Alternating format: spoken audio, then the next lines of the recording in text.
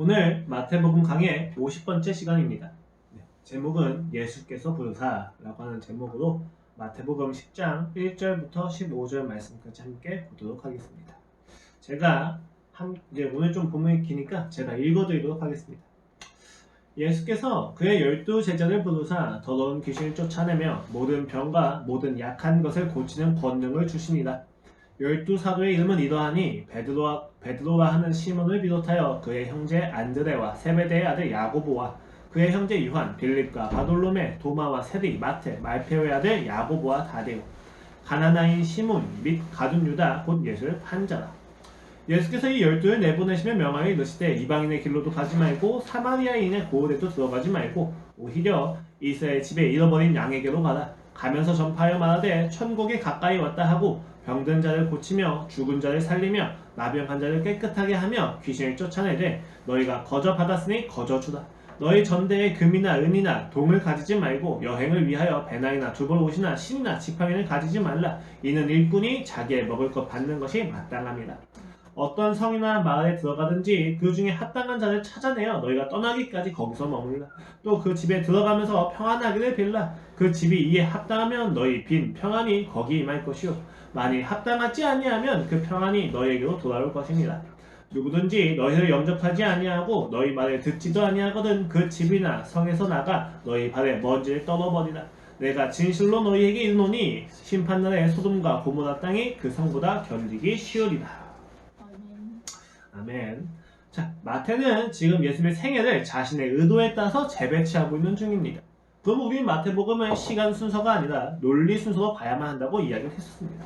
그리고 그 논리로 보자면 약속된 새로운 왕의 출현, 그리고 그 출현에 따른 나라의 도래가 알려지는 것부터 시작을 해서 제일 먼저는 하나님 나라의 원리인 법이 선포되어집니다. 그리고 그 선포된 법이 다른 법들과는 전혀 다른 권위를 가지고 있다는 것이 나타나고 그 다른 권위를 가지고 있는 법을 예수님께서 실제로 실현해서 보여주십니다. 이것이 지금까지 오늘 우리가 함께 본 마태복음의 대략적인 줄거리입니다. 그리고 오늘 이제 다음 단계로 두 번째 강화로 넘어가는데 이 두 번째 설교의 주제는 무엇이냐? 새로운 나라의 일꾼이 누구냐라는 것입니다. 그 배경으로서 우리는 저번 주 설교를 통해서 새로운 일꾼이란 자신이 주인이라고 착각하지 않는 것으로 부여받은 일에 대하여 주인을 이해하고 주인을 즐거워하는 자라고 이야기를 한 적이 있습니다. 그리고 10장 1절부터 11장 1절에 이르기까지 이제 예수님은 예수님의 권위를 위임받은 제자들을 향해서 설교하십니다. 그 설교의 내용을 통해서 우리는 그 제자들이 누구인가, 새로운 나라의 일꾼이 누구인가에 대해서 함께 살펴볼 수가 있을 것입니다. 10장 1절부터 11장 1절까지의 구조는 간단합니다. 1장 1절부터 4절까지는 서론으로서 그 제자들의 명단이 제시됩니다. 그리고 5절부터 42절까지의 내용은 그 제자들을 보내시면서 하시는 예수님의 명령과 가르침의 형태로 나타나는 설교입니다. 그리고 오늘은 1장 1절부터 15절까지 묶어서 설교하고자 합니다. 오늘 1장 1절부터 15절까지의 내용은 간단합니다. 짧게 요약하자면 예수님께서 부르시고 주시고 보내십니다. 제자들을 부르셨고 제자들에게 권능을 주셨고 그 제자들을 보내십니다. 그것이 바로 제자들이 부여받은 일꾼이라고 하는 역할의 본질이에요. 부르심을 받아서 권능을 받고 보내심을 받는 자들이라는 것이죠. 그리고 오늘 본문은 이것을 통해서 그들의 명령을 받은 이를 위하여 부여받은 권능이 무엇인지 정확히 이야기해줍니다. 그리고 오늘 설교자는 이 권능이 무엇인지를 오늘 예수님께서 제자들에게 행하신 동사 3가지 부르셨고 주셨고 보내셨다는 것을 통해서 함께 살펴보고자 합니다. 오늘 본문은 이와 같이 시작합니다. 부르셨습니다. 예수께서 그의 12 제자를 부르사라고 시작합니다. 여러분, 원래 일꾼을 뽑고 일을 시키기 전에 꼭 해야만 하는 일이 있어요. 그게 무엇이죠? 일꾼의 자격을 확인하는 것입니다. 회사에서 사무직을 뽑을 때 그 사무직의 스펙을 면접으로 확인하고 또 인력소에서 인부를 가져갈 때나 데리고 갈 때는 그 나이를 가늠하거나 기술이 있는지 굉장히 중요하게 여긴다. 왜냐하면 일을 시켜야만 하기 때문이죠. 그런데 오늘 본문에서 예수님은 그냥 부르십니다. 문자 그대로 예수님은 선출하지 않으시고 선별하지 않으시고 선거를 하지 않으시고 그냥 부르십니다. 사실 실제로 그 시간 순서를 보면은 그 부르심과 보내심의 사건은 각각 6개월부터 1년이라고 하는 시간이 걸려요. 그런데 오늘 예수님께서 제자를 보내시는 그 사건은 마태복음에서 볼 때 부르시고 보내시는데 바로 이어져요. 훈련 과정이었습니다. 그냥 부르셨는데 바로 보내시는 거예요. 우리는 이러한 것을 통해서 한 가지 사실을 확신하게 됩니다. 무엇이냐면 제자가 되는 자격, 일꾼이 되는 자격으로는 부르심이면 충분하다는 것입니다. 그가 우리를 부르셨다는 그 사실 하나면 우리가 새로운 나라의 일꾼이 되게 충분하다는 거예요. 그래서 마태는 12제자 이름을 제시할 때도 다른 공간 복음서인 마가복음과 누가복음과는 조금 다른 표현들이 있어요. 무엇이냐면 마태 자신과 유다에 대한 표현이 달라요. 누가복음과 마가복음에서는 마태와 유다에 대해서 특별하게 부연 설명이 없는데 오늘 본문을 보시면 마태를 뭐라고 표현합니까? 세리 마태입니다. 오늘 가룟 유다는 뭐라고 표현합니까? 예수를 판자다 라고 해서 형용사 구를 붙여가지고 부연 설명을 하고 있다는 거예요. 이러한 것은 무엇을 의미하느냐? 야, 새로운 나라를 일구면 정말 놀라운 능력과 자격이 있어야 돼 라고 하는 우리의 기대와 이상을 다 무너뜨려 버리는 거예요. 새로운 나라의 일꾼? 특별한 거 아니야 라고 이야기를 하는 거죠. 여러분 원래 이 12이라고 하는 숫자도 굉장히 큰 의미가 있는 거죠. 그렇죠? 구약에서 12지파가 있었잖아요. 그런데 이스라엘이 무엇을 착각했어요? 야, 이 12지파가 놀랍고 자격이 탁월해서 뽑은 게 아니에요. 그렇죠? 이 12지파는 그냥 태어난 자들이거든요. 근데 유대인들이 이것을 가지고 그 혈통에 굉장히 깊은 관심과 그리고 굉장히 높은 선민의식을 가지기 시작했단 말이에요. 그러니까 이제 예수께서 다시 세운 그 나라를 시작하신 12제를 뽑으실 때에는 아예 그 처음부터 혈연이 상관이 없어요. 그냥 유대인인데 그 유대인 중에서도 자격이 탁월하지 않은 자들, 심지어 당시에 무시받고 있는 세리, 그리고 심지어 그 예수를 배신할 가룟 유다까지 포함해서 부르십니다. 이러한 것은 12제자에 들어가는 자격에서는 그 사람이 가지고 있는 소유와 능력이 아니라 그 예수께서 부르셨다는 사실 하나면 충분하다는 것을 의미합니다. 그래서 마태는 이제 처음으로 그 제자들 사도라고 이야기해요. 보내심을 받기에 충분한 자격이 뭐예요? 부르심을 받았다는 것입니다. 오늘 하나님은 추수할 일꾼을 선출하지 않으십니다. 선발하지 않으십니다. 선거를 통해서 가려내지도 않습니다. 그저 부르심입니다. 부르심이면 그 자격이 충분하다는 거예요. 여러분 이거 굉장히 놀라운 일이에요. 왜요? 저희가 일꾼을 고를 때 왜 굳이 자격을 검토합니까? 그 자격이 있어야 이 사람이 그 일을 수행하는 데서 문제가 없기 때문이죠. 인력사무소에서 그 노동자들을 데리고 갈 때 왜 굳이 그 사람이 얼마나 육체적으로 괜찮은 기술이 있는지 살펴봐요? 여기서는 박사학위를 딴 게 아무 소용이 없어요. 왜 박사학위를 딴 것 때문에 방치된 육체가 방해가 되겠죠. 왜요? 일을 해야 되니까. 그 일을 수행하는 것에 있어서 이 사람이 충분한 자격과 능력이 있어야만 일이 수월하잖아요. 그래서 우리가 그 자격을 검토하는 거란 말이에요. 근데 오늘 예수님께서 그 자격을 검토하지는 않으세요. 왜요? 이제 예수님께서 보내신 그 일을 수행하는 데 있어서는 그들의 능력과 소유가 중요한 게 아니기 때문이에요. 이제 예수께서 그들에게 시키신 일을 수행하는 것에 있어서 무엇이면 충분합니까? 예수님께서 부르셨다는 사실 하나면 충분하다는 것입니다. 그러므로 신자는 이 땅에서 그리스도께서 명령하신 것을 지켜나가는 일생의 삶에서 무엇을 확인해야만 합니까? 내가 얼만큼 조건이 갖추어져 있고 내가 어떤 노력을 했고 내가 어떤 열심을 했고 내가 얼만큼 자격이 있는지에 대한 이야기가 아니라 그가 나를 부르신 것이 맞느냐, 이것을 확인해야만 합니다. 매 순간 우리는 이 땅에서 이길 수 없는 원수를 상대하게 됩니다. 그 원수를 상대할 때마다 우리가 기억해야만 하는 것이 무엇입니까? 야, 내가 어떤 소유를, 내가 무엇을, 내가 얼만큼의 신앙을 가지고 있느냐가 아니라 그가 나를 부르셨느냐, 그의 부르심을 나는 확신하느냐, 이 부분을 확인해야만 한다는 거예요. 우리는 이 땅에서 부르심을 확인하는 것으로서만 이겨나가는 것입니다. 물론 불확실하죠. 물론 우리는 무지가 있어요. 그리고 또 우리가 보다 보면 우리의 인생이 점점 이렇게 기울여져 가는 것을 보게 돼요. 되게 안타깝고 억울하고 화가 나죠. 그러나 이 기울어져가는 절세를 보면서 우리가 의심은 줄 수 있지만 그 의심 자체가 우리를 결정짓지는 않아요. 우리는 이 의심을 가지고 어디로 가야만 합니까? 십자가로 나아갑니다. 이미 끝난 싸움이라는 것을 십자가에서 확인할 때 비로소 우리는 우리의 두려움이 크게 키워놓은 적의 실체를 마주보게 돼요. 이미 짓밟힌 뱀의 시체와 다를 바 없다는 것을 말합니다. 십자가에서 우리는 확신합니다. 무엇을? 내가 부르심을 받은 존재라는 것을. 이 부르심을 받았다는 것을 끊임없이 확인하는 것이 바로 제자가 해야만 하는 훈련이기도 합니다. 여러분의 인생에서 주께서 명령하신 것이 있다면 저는 확실합니다. 우리의 소유와 능력이 중요한 것이 아니라 그가 부르셨다는 사실 하나면 충분하다는 것을 말입니다. 그의 부르심을 들으셔야만 합니다. 그리고 예수님께서 이제 제자를 부르셨고 그 다음에 무엇을 하십니까? 주십니다. 제자들에게 무엇을 주십니까? 더러운 귀신을 쫓아내며 모든 병과 모든 약한 것을 고치는 권능을 주십니다. 여러분, 권능을 주셨다는 것은 무엇을 의미합니까? 권능이 있어야만 할 수 있는 일이 있다는 것을 의미하는 것이죠. 그럼 그 일이 무엇인가? 8절로 10절 말씀이 이렇게 이야기합니다. 병든 자를 고치시며 죽은 자를 살리시며 나병한 자를 깨끗하게 하며 귀신을 쫓아내되 너희가 거저 받았으니 거저 주라. 너희 전대에 금이나 은이나 동을 가지지 말고 여행을 위하여 배낭이나 두벌 옷이나 신이나 지팡이를 가지지 말라. 이는 일꾼이 자기의 먹을 것 받는 것이 마땅함이다.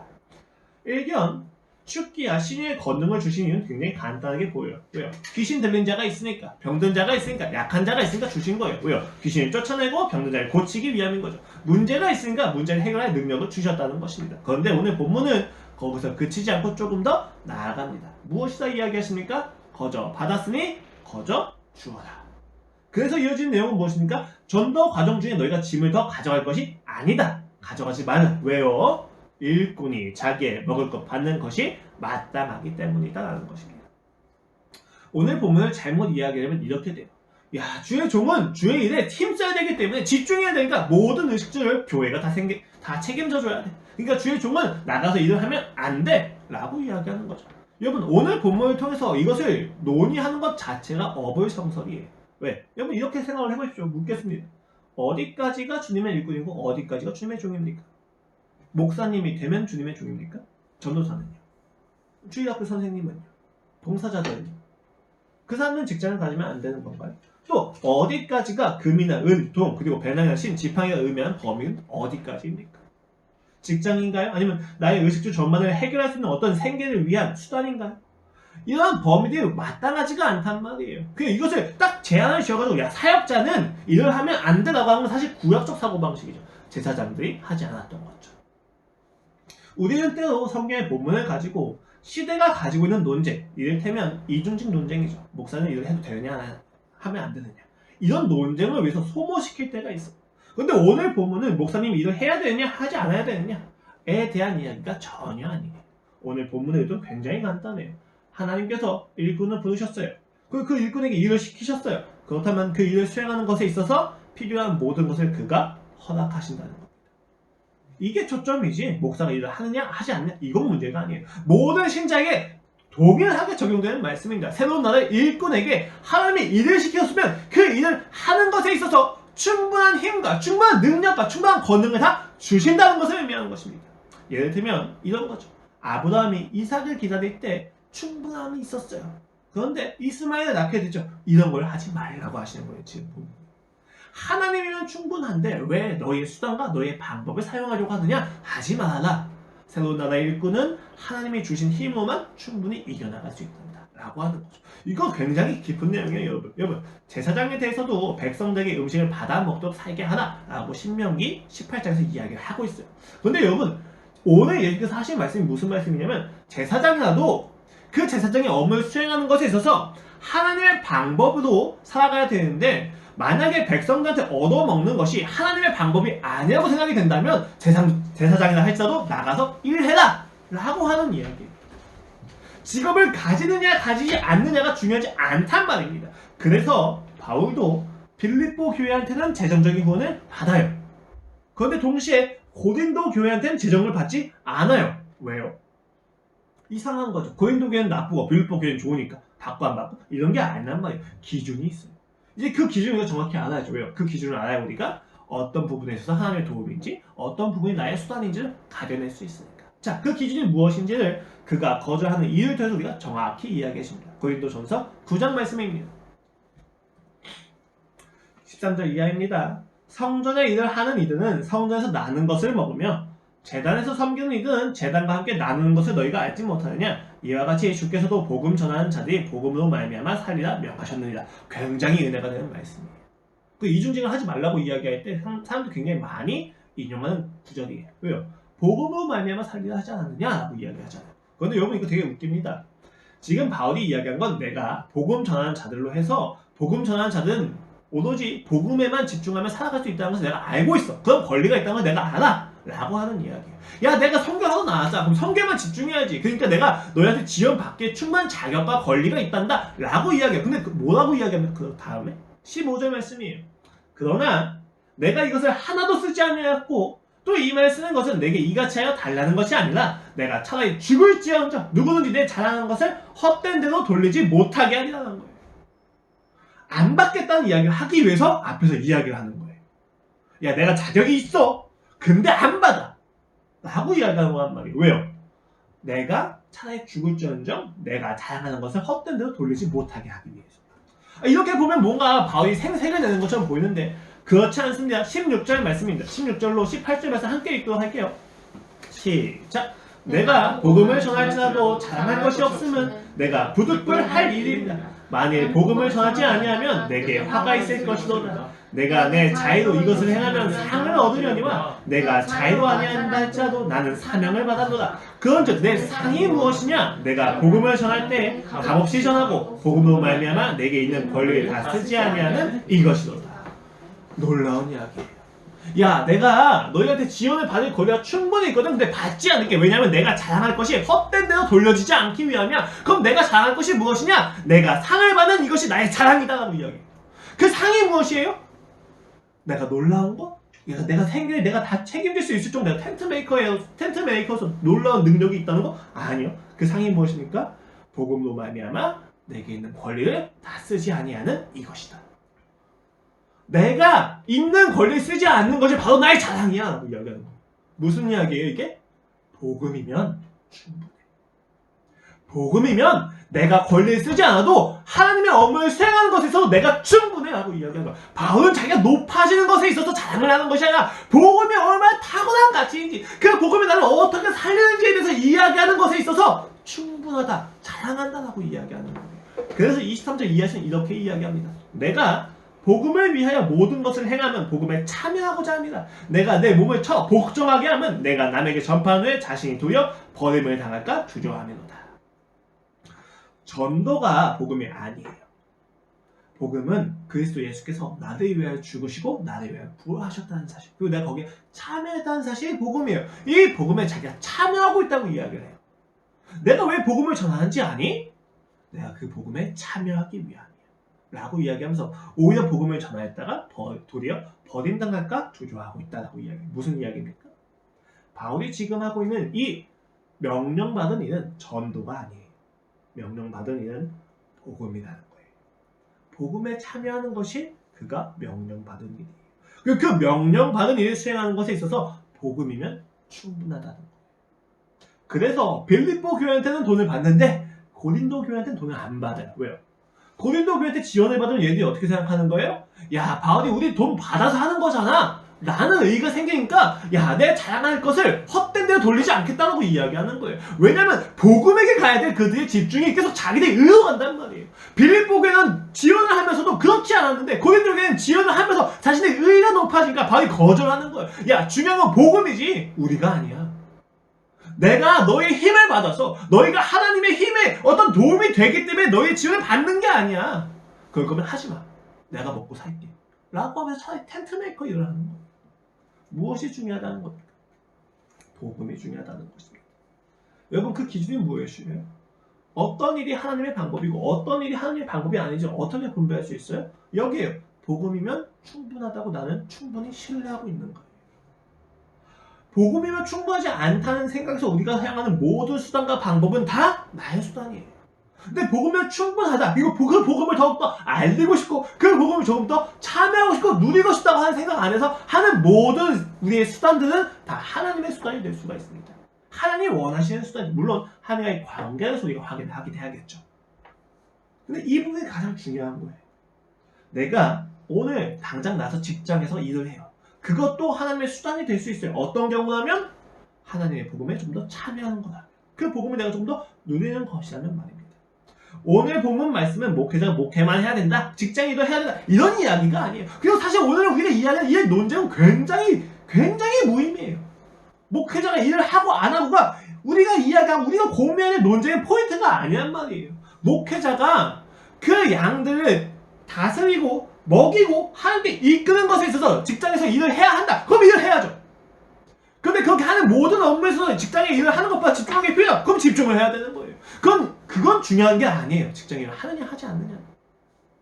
하나님께서 맡기신 일을 이루는 것에 있어서 하나님께서 명령하신 수단이 맞느냐라는 거죠.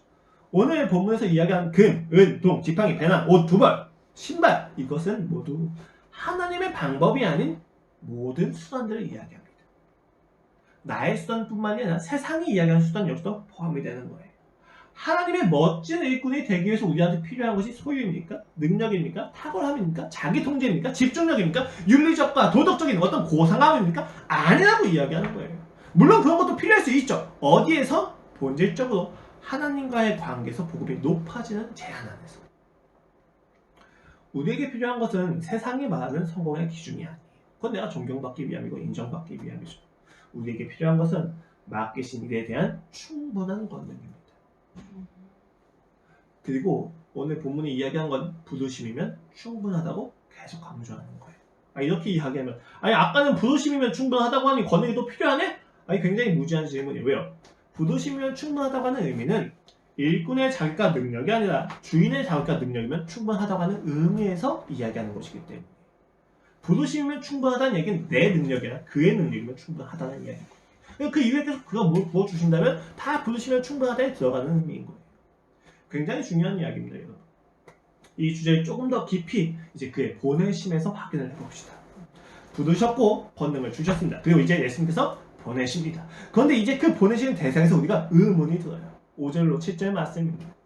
예수께서 이 12를 내보내시며 명하여 이르시되 이방인의 길로도 가지 말고 사마리아인의 고을에도 들어가지 말고 오히려 이스라엘 집에 잃어버린 양에게로 가라. 가면서 전파를 말하되 천국이 가까이 왔다. 이게 무슨 말입니까? 이방인은 칭찬하시고 제자들을 질책하시던 그분께서 사마리아 여인마저 찾아가시던 그분께서 지금은 이스라엘 잃어버린 양에게로 그의 전도 활동과 그 제자들이 나아가서 보여줘야 되는 권능을 제한시키십니다. 다시 선민사상으로 돌아간 것이란 말입니까? 오늘 본문을 단순히 보면 유대인을 복음 전도에 있어서 범위를 제한시키는 것처럼 보이기도 해요. 그런데 정확히 이야기하면 오늘 본문은 유대인이 그 순서상 첫 번째라는 걸 이야기합니다. 중요해서 첫 번째가 아니에요. 그냥 약속의 과정에서 첫 번째인 거예요. 이방인들은 제외하고 유대인에게만 복음을 전하는 이야기가 아니라 먼저 유대인한테 하고 그 다음에 이방인한테 해야 돼 라고 이야기하는 거죠. 왜요? 유대인이 더 중요하니까? 그런 이야기가 아니라 약속하신 내용에 있어서 첫 번째는 유대인이었기 때문이에요. 이렇게 생각하시면 간단합니다. 여러분, 두 딸이 있어요. 이제는 뭐 자녀에 대한 비율을 들 때 제가 아들 안 써요. 다 딸이에요. 자, 두 딸이 있어요. 첫째 딸에게만 간식을 주고 둘째 딸한테 간식을 주지 않는 거하고 첫째한테 주고 그 다음에 둘째한테 주는 건 전혀 다른 이야기죠. 그렇죠? 아버지로서는 어쩔 수 없이 가끔은 누군가한테 먼저 줘야 될 때가 있어요. 이건 약속을 갖출 때만. 근데 먼저 줬다는 이야기가 첫째가 더 위대하다는 이야기가 아니에요. 내가 첫째를 더 사랑한다는 이야기가 아니에요. 그냥 약속의 관점에서 첫째한테 주고 두 번째한테 줄 수가 있단 말이에요. 오늘 본문이 그런 말씀이에요. 유대인이 먼저야. 왜? 약속했거든. 그리고 나서 이후에 이방인이야. 이 부분을 바울이 이렇게 풀어냅니다. 로마서 15장 8절의 말씀입니다. 내가 말하노니 그리스도께서 하나님의 진실하심을 위해 할례의 추종자가 되셨으니 이는 조상들에게 주신 약속들을 견고하게 하시고 이방인들로 그 금연하심을 말미암아 하나님께 영광을 돌리게 하려 하십니다. 기록된 바 그러면 내가 열방중에서 주께 감사하고 주의 이름을 찬송하리로다 함과 같습니다. 지금 오늘 바울이 뭐라고 이야기해요?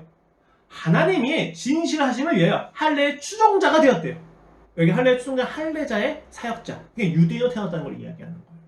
왜 그렇게 하셨대요? 약속을 견고하게 하기 위해서. 근데 여러분 놀라운 게 뭐냐면 약속을 견고하게 하시니까 그 다음에 이어지는 이야기가 무엇입니까? 이방인들도 그 긍휼하심으로 말미암아 하나님께 영광을 돌리게 된다는 거예요. 지금 이 둘을 갈라놓거나 우연을 나누는 것이 아니라 이렇게 하나님의 약속을 지키시는 신실하심이야말로 유대인과 이방인 모두로부터 영광을 받는 방법이야 라고 이야기하시는 거예요. 약속을 지키시는 신실하심. 지금 그것이 바로 예수님의 목적이라는 겁니다. 당시에 로마서 기록되는 이제 목적이 크게 세 가지 정도가 있는데 가장 중요한 이유가 바로 로마 교회 내에서의 유대인 그리스도인과 이방인 그리스도인의 분열이었죠. 그 분열을 일으키는 가장 큰 요인 중에 하나가 유대인의 선민의식이었어요.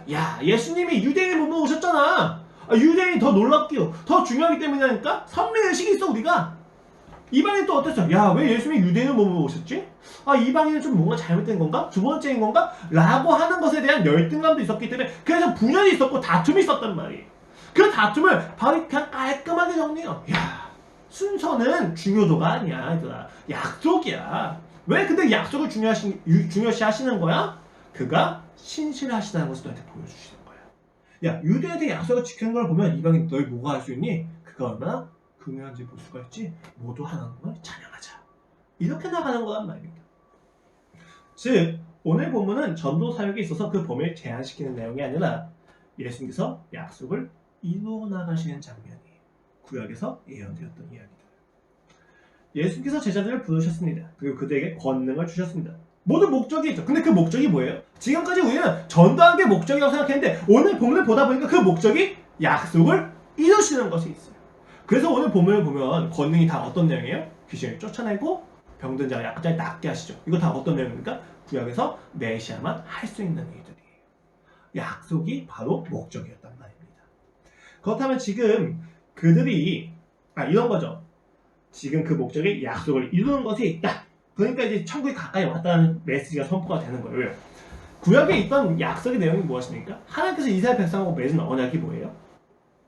그 시작은 언약을 깨뜨린 여자로부터 시작을 해서 족장시대, 가나안시대, 사사시대, 왕정시대, 포로기시대에 이르기까지 구약의 흐름에서 계속 발전을 해와요. 근데 내용은 똑같아요. 사실 어떤 내용이냐면 여자의 후손, 아브라함의 씨, 모세와 같은 선지자, 엘리야와 같은 자, 그리고 다윗의 후손 등으로 불리는 자가 나타나서 이스라엘을 하나님의 소유로 회복시키시겠다는 거예요. 근데 그 소유가 다양하게 표현이 되죠. 하나님의 백성, 하나님의 자녀, 하나님의 신. 다 무슨 이야기입니까? 야, 하나님이 한 사람을 보내서 그 한 사람을 통해서 이스라엘 백성과 하나님의 관계를 회복시키실 거야. 이게 언약의 핵심이에요. 애들아, 이제는 가서 구약의 약속이 이루어진 때라는 것을 알리려 천국에 가까이 왔다. 지금 이 메시지란 말입니다. 그러니까 그 목적이 약속을 이루는 것, 이게 복음이죠. 왜요? 약속을 이루는 것에 있어서 일꾼의 공로는 있을 수가 없기 때문에. 이미 약속된 사실이고 그 약속을 이루는 것에 있어서 일꾼은 어디까지나 전달자이지 공로가 없어요. 이것이 바로 부르시면 충분하다. 그리고 어떤 자가 조건이 필요하지 않다고 이야기한 이유입니다. 여러분 이렇게 생각해보세요. 아버지가 집에 오는데 딸에게 치킨을 사주고 싶어요. 근데 너무 보고 싶은 거예요. 그래서 딸에게 간다고 이야기하고 치킨집에 전화를 해서 2마리에 대한 가격을 이치를 했습니다. 그 집에 도착해서 딸을 가득 안아요. 그래서 딸을 보내는 거죠. 치킨집에. 야, 내가 아빠가 2마리 가격을 이치했으니까 가서 치킨 가져와. 그럼 그 딸이 가지고 와서 내가 샀어 라고 이야기할 수 있어요? 그럴 수 없죠. 그건 아버지가 낸 거죠. 조금 더 구체적으로 정확하게 한번 비유를 들어볼게요. 이런 예시도 있을 수 있습니다. 그 딸이 치킨을 먹었던 그 딸이 이제 공부를 열심히 해요. 대학교를 가고 싶고 침신대에 가고 싶어서 열심히 공부해요. 물론 공부하지 않아도 갈 수 있을지도 몰라요. 자, 근데 침신을 가기 위해서 공부를 열심히 했는데 야, 이게 무슨 일이야? 공부를 너무 못하는 거예요. 열심히 했는데 이 사실을 보고 아빠가 너무 가슴이 아팠어. 그래서 아버지가 침신대 장학재단에 돈을 많이 헌금을 했어요. 그래서 이 침신대 그 장학재단에 헌금된 내용을 보고 뭐 좋은 예시는 아닙니다. 헌금된 내용을 보고 너무 좋은 거죠. 그래서 딸 한 명 정도 입학시켜줄게 라고 해서 딸이 입학을 했어요. 여러분 그 딸이 야 내가 얼마나 열심히 공부해서 여기 침신대에 입학했는지 알아? 라고 거듭을 피울 수 있어요? 없죠. 왜요? 아버지의 공로잖아요. 우리가 모두 한 앞에서 죄를 지어서 모두 하나님의 관계가 회복되는 것에 있어서 자격이 하나도 없었어요. 근데 그 하나님이 자신의 아들 예수 그리스도를 보내시고 죽으시고 부활시키시는 것을 통해서 우리가 자격을 얻게 되었어요. 그 자격을 얻게 되어서 우리가 일을 부여받았습니다. 근데 그 일이 뭐예요? 이 땅에서 하나님이 이스라엘 백성과 관계를 회복하시겠다고 하는 그 일을 부르심을 받은 거예요. 여러분 여기에서 일꾼들이 어떤 공로가 있습니까? 오히려 이렇게 패러다임이 시프트 전환이 되는 거죠. 어떻게? 지금 하나님께서 우리를 불러서 이를 보내시는 까닭은 전도를 시키시기 위함이 아니라 약속이 이루어졌다는 것을 우리가 확인하게 하시려는 거구나 라는 거죠. 지금 내가 일을 하는 것은 이 일을 이루기 위함이 아니라 이미 이루어진 이 일을 위해서 내가 하나님을 더 확인하기 위함이거든. 그 상태에서 11절 이하를 보셔야 되는 거예요. 11절 이하를 보면 어떻습니까? 그 복음을 받는 자가 있고 받지 않는 자가 있대요. 그 받지 않는 자의 집은 먼지도 떠버리고 나오대요. 아마 제자들이 이렇게 생각했을 거예요. 어떻게? 야, 너희 이 복음이 얼마나 참다운 건지 아니 이것도 몰라봐? 야 나처럼 따라와야지. 근데 너희가 이걸 감히 안 들어? 야 너희는 소돔과 고모라보다 더 심한 심판 당할 거야. 이렇게 하고 나온다는 거예요. 그런데 십자가 사건 이후에 이게 다 전환이 되죠? 어떻게요? 내가 바로 그 소돔과 고모라의 심판을 받아 마땅한 자였구나. 내가 바로 세리와 같았구나. 내가 예수님을 받았던 유다가 다를 바가 없었구나. 그런데 내가 어떻게 제자가 되었지? 어떻게 권능을 받았지? 그가 주신 권능이 뭐지? 아 가서 복음을 전하는 권능이 아니었구나. 그 권능은 무엇입니까? 성령이 오셨을 너무 밝게 드러나는 거예요. 그 죄 앞에서 그의 부르심이면 다시 돌아올 수 있다는 것입니다. 그게 바로 제자들이 받은 권능이었어. 그래 내가 어떻게 제자가 되었지? 그의 부르심이면 충분하구나. 그게 유다와 달랐던 유일한 한 가지였습니다. 다시 해석이 되는 거예요. 아 그의 부르시면 충분하구나. 여러분 예수님께서 제자들에게 권위를 위임시키시는 장면을 통해서 마태가 말하고자 하는 것은 무엇입니까? 제자들이 받은 권능이 무엇인지 그 본질을 규명하는 것이죠. 무엇이에요? 그 권능이? 귀신 쫓아내는 거? 약한 자를 건강하게 하고 병든 자를 낫게 하는 권능? 이것도 포함이 돼요. 근데 조금 더 깊죠. 그 권위의 내용이 무엇입니까? 메시아에게 약속된 그 내용인 거죠. 그들이 받은 권능은 능력이 아니라 신분이었습니다. 그 신분이 무엇입니까? 부르심을 받았다는 것. 이 부르심을 받았다는 그 신분의 전환 속에서 그들은 보냄을 받은 자가 되었고 그 보냄받은 것 안에서 그들이 백성이 되었고 자녀가 되었고 신부가 되었고 진정한 제자가 되었다는 것이 확인되어지는 것이죠. 귀신을 쫓으면서 병든 자를 낫게 하면서 누군가를 영접받고 누군가에게 거절을 당하면서 그들이 무엇을 끊임없이 확인하게 되는 거야? 내가 누구에게 부르심을 받았고 내가 누구에게 보내심을 받았는지 끊임없이 생각하게 되는 거죠. 그것이 바로 제자들이 훈련을 해야만 하는 사명을 감당하기 위해서 훈련을 받아야만 하는 내용이에요. 내가 누군가한테 부름을 받았느냐? 이게 가장 중요한 말이에요. 여러분의 인생에서 굉장히 많은 일들이 있어요. 나를 좌절시키는 굉장히 많은 일들이 있죠. 어려워요. 힘들어요. 억울하고 절망합니다. 좌절합니다. 이 좌절 가운데서 우리가 해야만 하는 열심과 노력이 무엇입니까? 내가 더 큰 자격을 만들어내야지. 내가 더 높아져야지. 내가 더 큰 능력이 필요하지가 아니라는 거예요. 내가 이 좌절 가운데서도 예수님께 부름받은 자이지. 이걸 확인하는 게 우리의 훈련 내용입니다. 그것이면 충분하다는 것입니다. 충분합니다. 조금 더 깊이 생각을 해봅시다. 여러분. 충분하다는 표현을 들을 때 우리는 반드시 어떤 일에 충분한지 생각을 해야만 해요. 가끔 이렇게 이야기하시는 분들이 계셔요. 야 예수님이면 충분해. 틀린 말이 아니에요. 그런데 여러분 이런 고백을 할 땐 이 충분함이 어떤 영역에서 작동하는 건지 좀 확인을 해봐야 돼요. 왜요? 이렇게 이야기하면 이렇게 이야기하시는 분도 계셔요. 모든 것에 충분하시다는 거지. 야 예수님이 제한하면 안 돼. 여러분 그런데 우리가 예수님을 배신하는 것에 있어서도 예수님이 충분하십니까? 우리가 세상을 사랑하는 것에 있어서도 예수님이 충분합니까? 그런 건 아니거든요. 그러니까 모든 일에 충분하다고 이야기하는 의도는 알아요. 어떤 의미죠? 대충은 압니다. 그런데 정확히 이야기를 해야 돼요. 왜요? 너무 추상적으로 넘어가는 경우가 많아요. 예수님이 충분해 라고 하는 이야기 그냥 구호처럼 이야기하는 거예요. 그러면 예수님이 나에 대해서 아무런 힘이 없어요. 예수님이 우리에 있어 어떤 영역에서 충분한지 정확히 규명해야 돼요. 정확히 우리가 하나님과의 관계에서 알아야 된다는 거예요. 야 예수님이 충분해. 어떤 게 충분해? 하나님과 나의 관계가 회복된 것이 예수님이 충분하더라. 이런 이야기가 나와야 되는 거예요. 내가 직장에 나가서 일을 할 때 예수님이면 충분하더라. 야 근데 어떻게 일을 하는데 예수님이 충분해? 이런 거에 대한 대답을 할 줄 알아야 된다는 거예요. 오늘 공부도 마찬가지예요. 그의 부르시면 충분하다라고 이야기할 때 제가 어떤 영역에서 충분하다고 이야기하는 겁니까? 부르시는 목적을 이루는 것에 있어서 충분한 것이죠. 근데 그 부르시는 일의 목적이 무엇이었어요? 지금까지 우리는 굉장히 많은 사람들과 함께 세계 복음화가 우리의 부르신 목적이라고 생각을 해왔어요. 완전히 착각하고. 물론 그 부분도 맞습니다, 여러분. 그런데 그것이 최종 목적이 아니라는 거예요.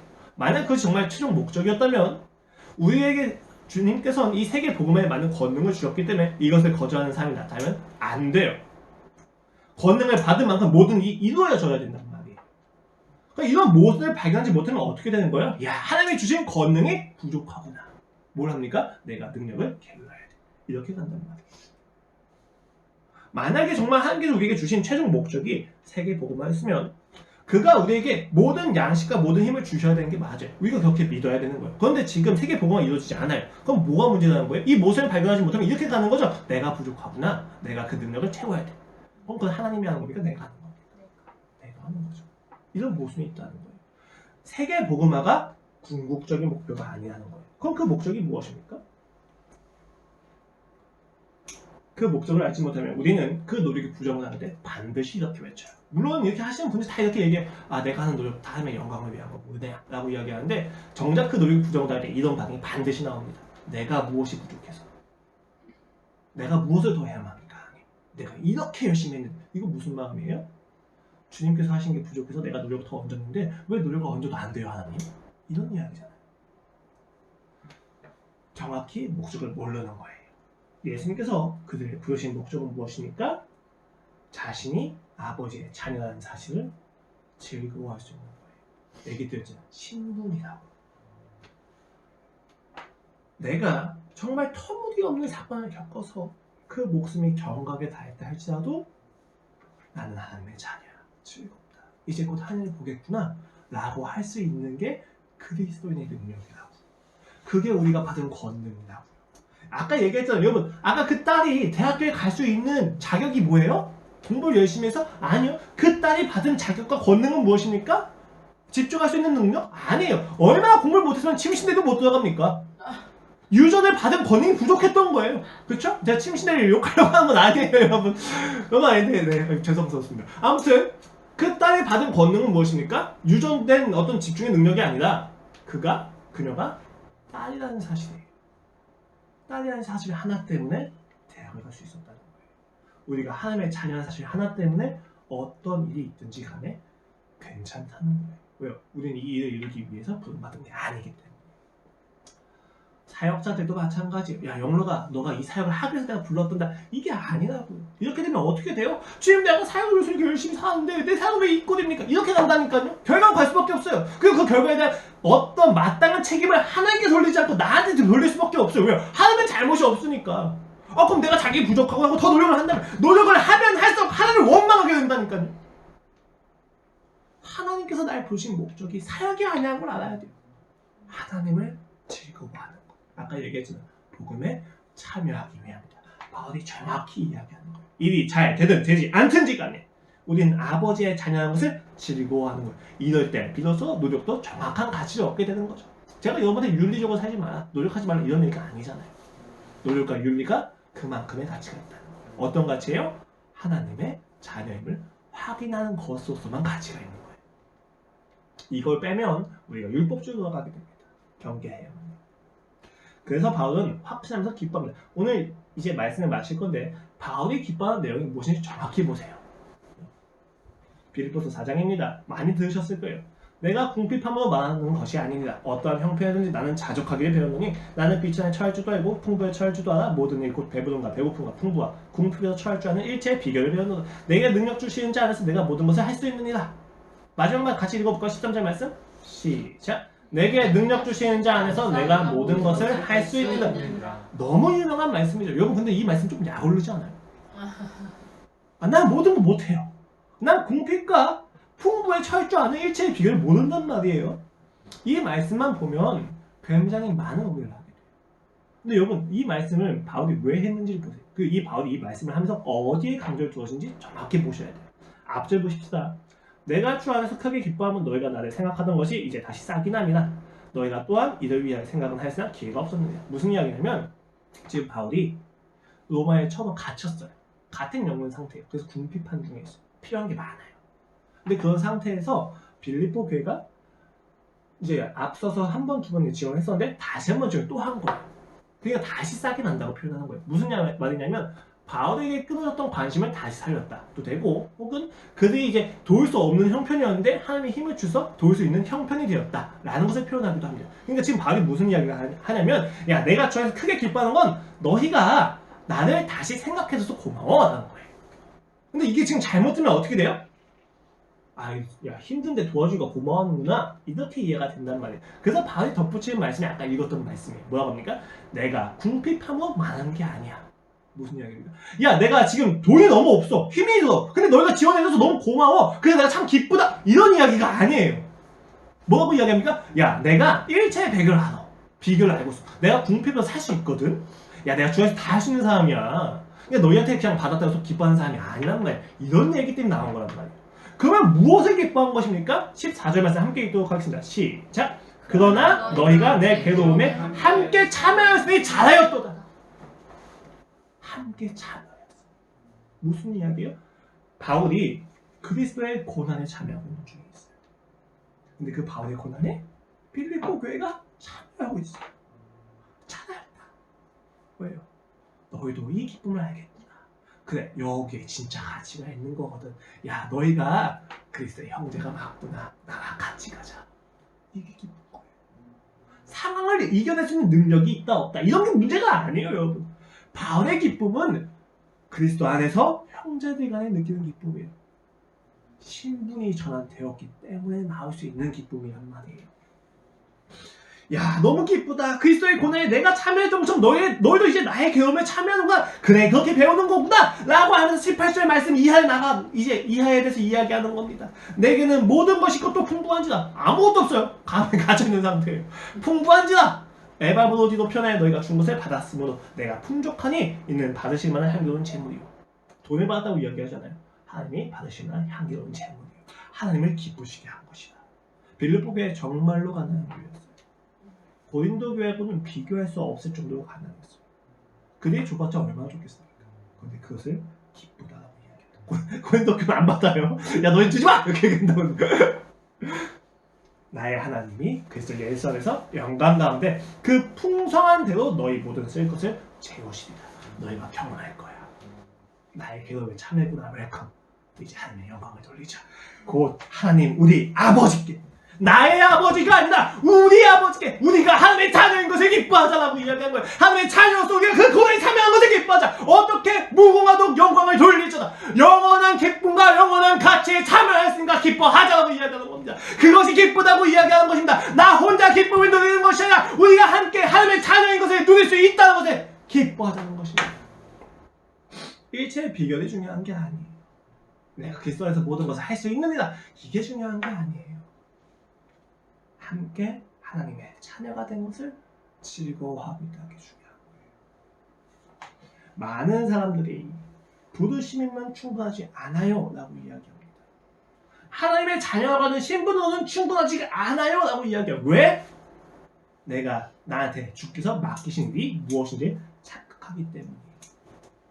그가 우리에게 맡기신 일이 무엇입니까? 부디한 세상을 정의롭게 바꾸는 것, 궁핍한 자를 부유롭게 하는 것, 옳지 않은 것을 옳게 바꾸는 것, 교정하는 것, 내 목숨을 던져놔서 이 세상에 조금만 선한 영향을 끼치는 것, 물론 그런 것도 있겠죠. 하지만 이게 본질이 아니에요. 주께서 우리에게 맡기신 목적은 하나님을 즐거워하고 하나님을 사랑하는 것을 누리라고 하는 것입니다. 이것을 위해서 우리가 부르심 받은 것이 충분하다. 그게 아니라 세상을 바꾸는 걸로 가면 세상이 바꿔지지 않을 때마다 절망할 거잖아요. 내가 원하는 것이 되어지지 않을 때마다 절망할 거잖아요. 더 노력할 거잖아요. 그리고 노력이 안 되면 하나님 원망할 거잖아요. 그렇게 가시면 안 된다는 거예요. 그가 우리에게 주신 목적은, 명령은 하나님을 즐거워하는 것입니다. 약속을 이루는 거예요. 그렇기 때문에 그가 우리를 부르신 것 하나면 충분해요. 왜요? 그의 부르심은 내가 그의 자녀라는 것을 확인시켜주기 때문입니다. 우리가 하나님의 자녀라는 사실 하나면 우리는 이 땅에서 어떤 일을 겪든지 간에 즐거워할 수 있습니다. 충분합니다. 여러분이 어떤 상황 속에서도 그 하나님을 즐거워할 수 있는 능력을 부르심으로부터 오는 신분이라면 충분하다는 사실 기억하시길 소망합니다. 돈을 빌리며 살아가는 구차한 삶이라 할지라도, 평생을 빌빌거리며 살아가는 삶이라 할지라도, 끊임없이 죄에 기만당해서 죄에 무릎 꿇는 인생이라 할지라도 그 인생이 변하는 것이 우리가 받은 명령이 아니에요. 우리가 받은 명령은 그러한 삶에서도 끊임없이 주님의 사랑을 누리는 것에 있습니다. 기억하셔야 돼요. 돈에 대한 압박 있습니다. 미래에 대한 불안감 있습니다. 주께서 저에게 미래의 모든 불안을 확신으로 바꿀 수 있는 권능을 주셨을까요? 아니요. 저한테 주어진 능력은 부족합니다.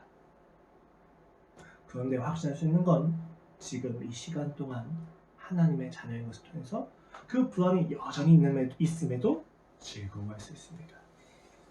그렇죠, 주님. 내가 사랑받고 있죠. 저희 어머니가 항상 이런 얘기한다니까요. 야, 하나님 믿는 사람으로서 돈을 꾸고 살면 안 되잖아. 저희 어머니가 아버지의 사업에서 돈 맨날 꾸셨어요. 대답을 못하다가 한 번은 이렇게 대답한 적이 있었다고 말씀드렸죠. 엄마, 돈을 꾸면서도 인생을 포기하지 않고 하나님을 추구하는 것이 엄마가 받은 의무야. 그것을 통해서 하나님이 역사하시는 거고 그게 그리스도인다움이야. 그게 맞아요, 여러분. 우리의 그리스도인다움은 죄를 이기는 거? 야, 그리스도인이 탁월하게 나타나는 거? 아니요. 탁월하지 않다 할지라도 그 시간 속에서 하나님을 누리는 것이 있어요. 근데 제가 확신합니다. 그렇게 하나님을 누리면 탁월해져요. 굉장히 흥미로운데 그 정서적인 안정감이 세상에 부모로부터 받은 사랑보다 더 큽니다. 유진이는 알 거예요. 저희 부모님으로부터 태어난 저희 가정에서는 열등감이 생길 수밖에 없어요. 돈에 눌릴 수밖에 없어요. 그런데 눌리지 않습니다. 왜요? 하나님이 주신 정서적 안정감이 훨씬 커요. 믿으셔야 돼요. 부르시면 충분합니다. 오늘 여러분을 부르신 예수 그리스도의 목소리를 꼭 들으시기를 기도하겠습니다. 함께 기도하시겠습니다. 하나님 아버지, 오늘도 저희가 이곳에서 함께 부르심을 받게 하시니 감사합니다. 아버지, 우리가 무지하고 귀가 멀어서 매 순간 부르신 것을 알고 있습니다. 그 부르심을 듣고 주님에게 돌아가시게 하여 주시옵소서. 아버지, 인생이 힘듭니다. 인생이 무겁습니다. 끊임없이 비교하게 되고 억울합니다. 나의 것을 찾게 됩니다, 주님. 그런데 그럴 때마다 다시 십자가로 돌아가게 하여 주시옵소서. 내 자격이 있고 없고를 따지는 그 순간마다 십자가 앞에서 주님의 사랑이 얼마나 강하게 쏟아지는지를 경험해서 그래, 내가 자격이 없다 할지라도 괜찮지. 내가 너에게 좀 부족하더라도 괜찮지. 내가 주님의 자녀구나. 내가 주님의 사랑을 받고 있구나. 그 부르심을 확인하는 것에서 힘을 가지게 하여 주시옵소서. 누리게 하여 주시옵소서. 감사합니다, 주님. 예수 그리스도의 이름으로 기도드렸습니다.